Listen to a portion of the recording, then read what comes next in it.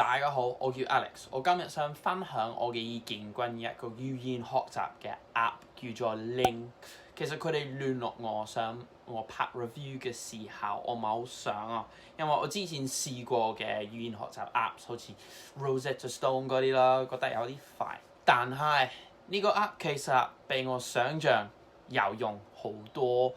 當然你唔可以單獨用佢，由頭到尾學一個語言，佢可以教你嘅嘢係有限嘅，但係都有幾個，好似大部分語言學習 Apps 有幾個比較 specific 嘅用途，跟住呢啲方面嚟講，真係可以幫到你進步。所以呢條片入面，我會分享我意見，點解我覺得呢個 App 係值得去試下。你打開咗佢之後，第一樣嘢你會發現到係佢 work 得好順暢，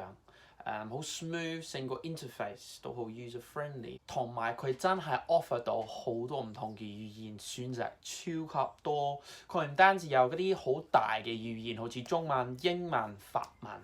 日文，佢亦都有啲好細嘅，好似愛爾蘭文、或者柬埔寨文等等。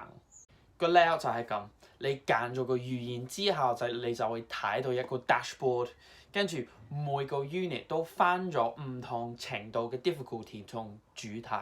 有好多唔同嘅 units。一個 unit 入面有幾個科，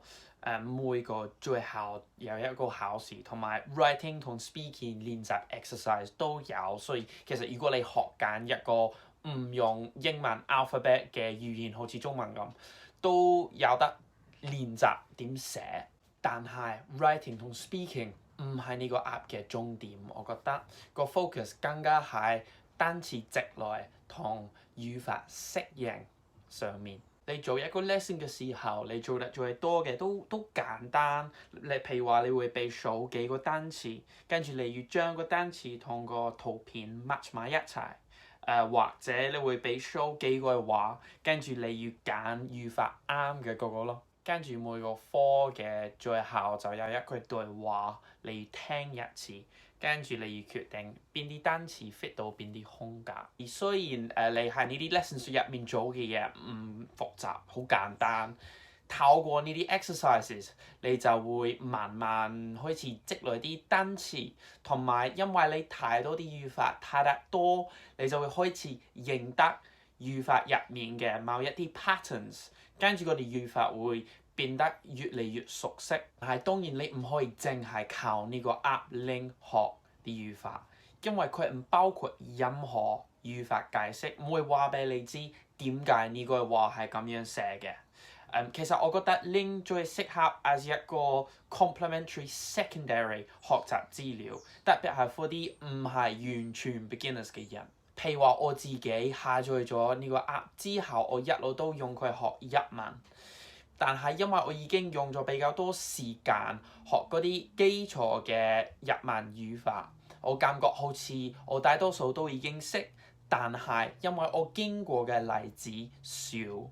所以感覺好似我嘅腦仲未完全吸收到嗰啲知識，仲未完全了解嗰啲語法規則。所以透過呢個 app 數俾我嘅實際例子，佢有幫到我鞏固嗰啲語法規則喺我嘅腦入面。呢一種 apps 嘅另外一個好處係 as 一個 introduction to 語言學習呢個愛好，因為其實對於一個完全冇經驗想試下學佢第一種外語嘅人嚟講，可能淨係用日本課本學語言會係一件好悶嘅事。呢啲咁樣嘅 apps 好似 Ling 咁樣，可以 gamify 遊戲化個成個過程，